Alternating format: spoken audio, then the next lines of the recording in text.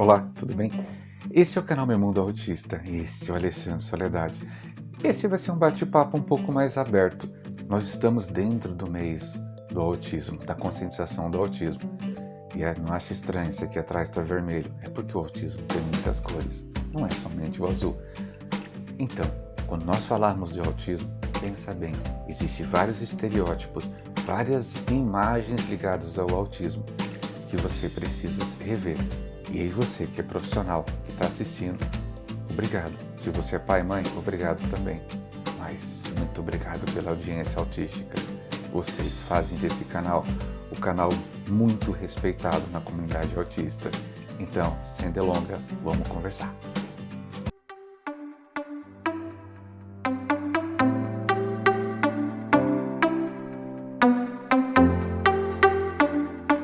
A gente vai conversar de vários assuntos hoje aqui, vou fazer uma compilação de coisas.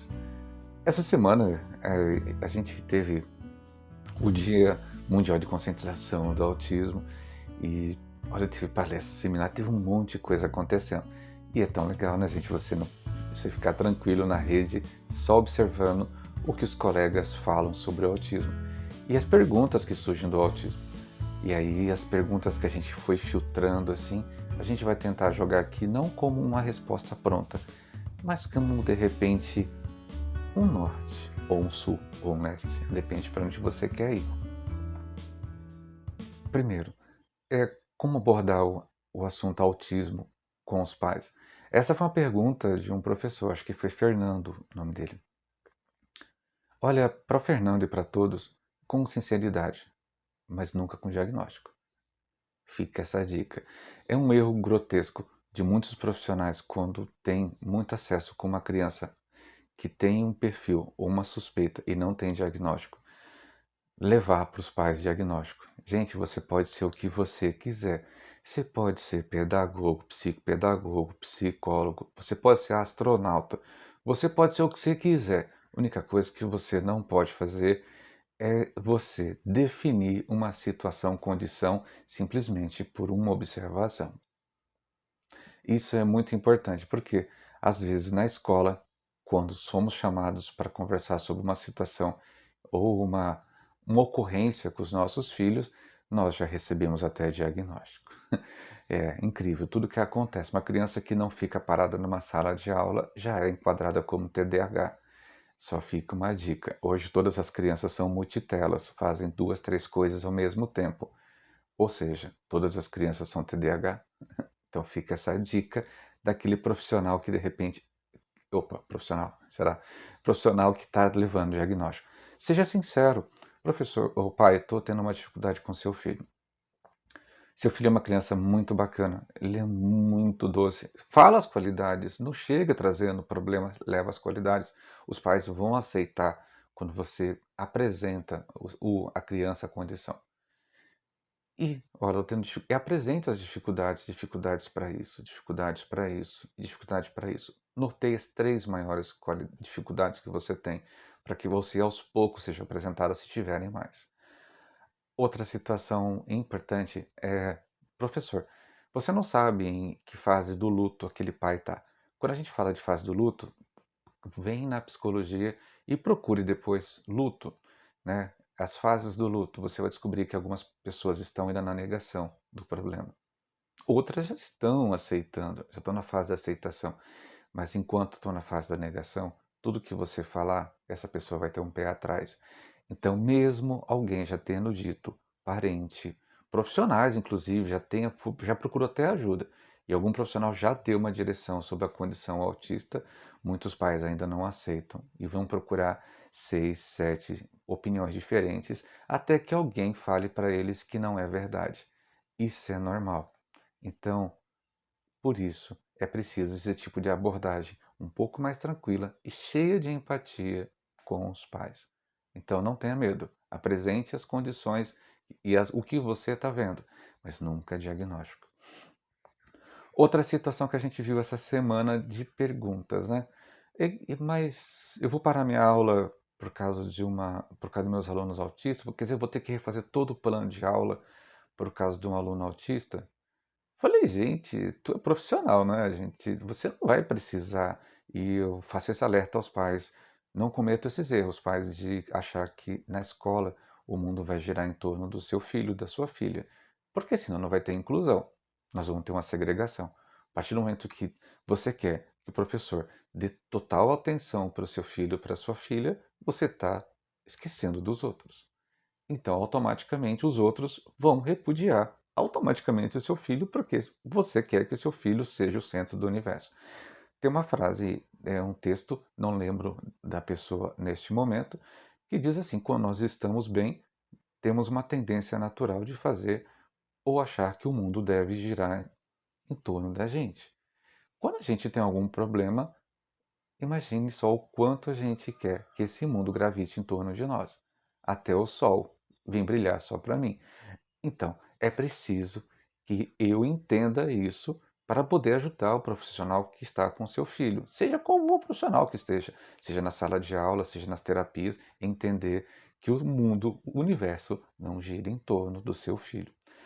Mas é preciso que você tenha confiança nesse profissional para poder ajudá-lo a inseri-lo no contexto escolar ou no contexto que ele está.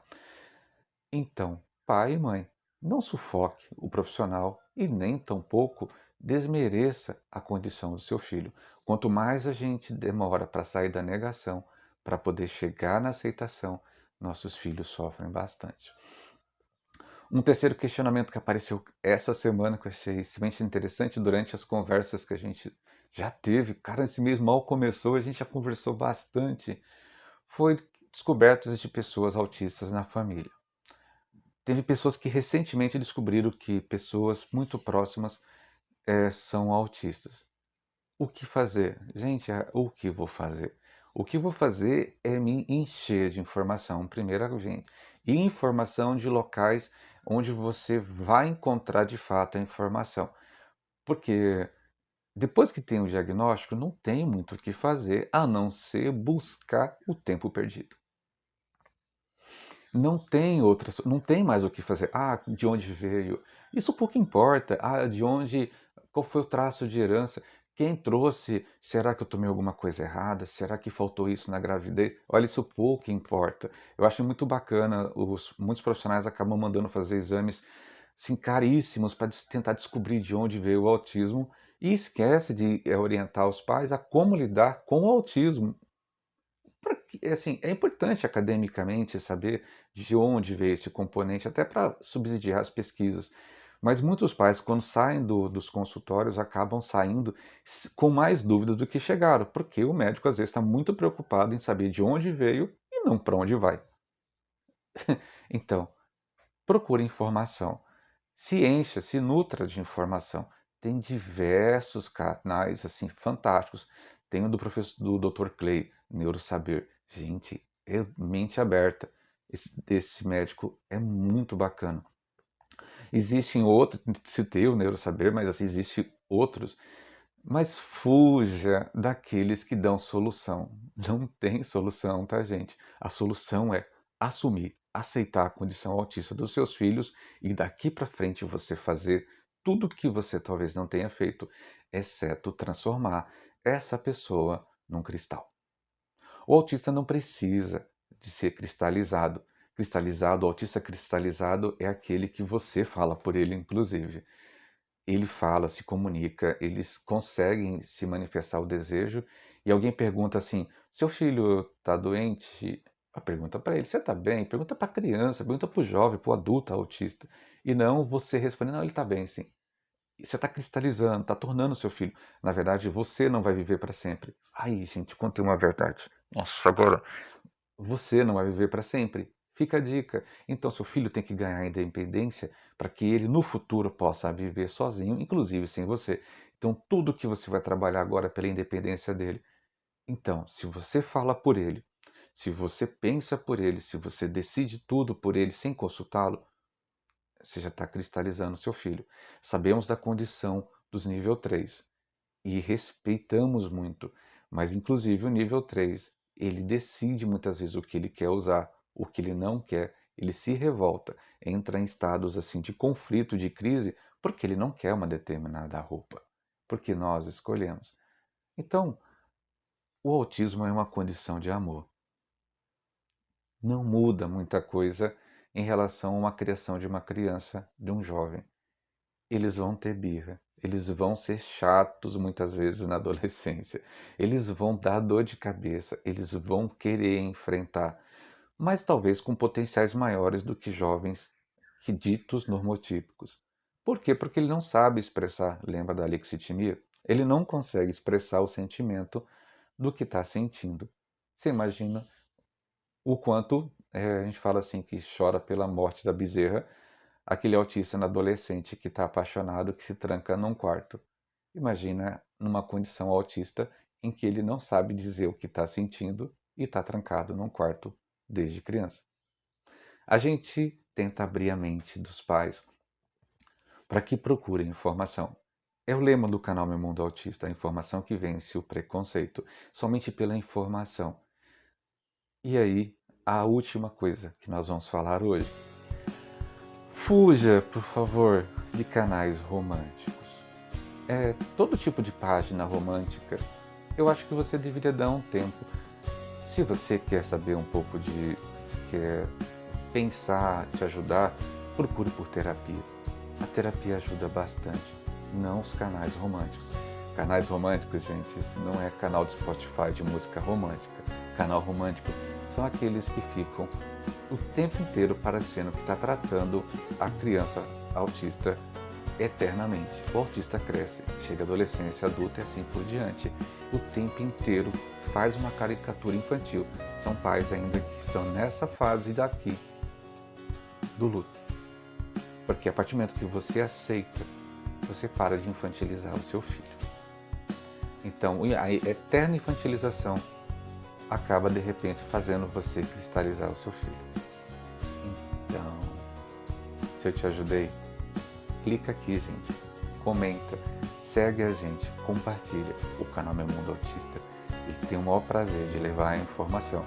A gente usa muito o eufemismo, ou seja, a gente trata a informação, mas a gente não fica mentindo sobre a condição autista.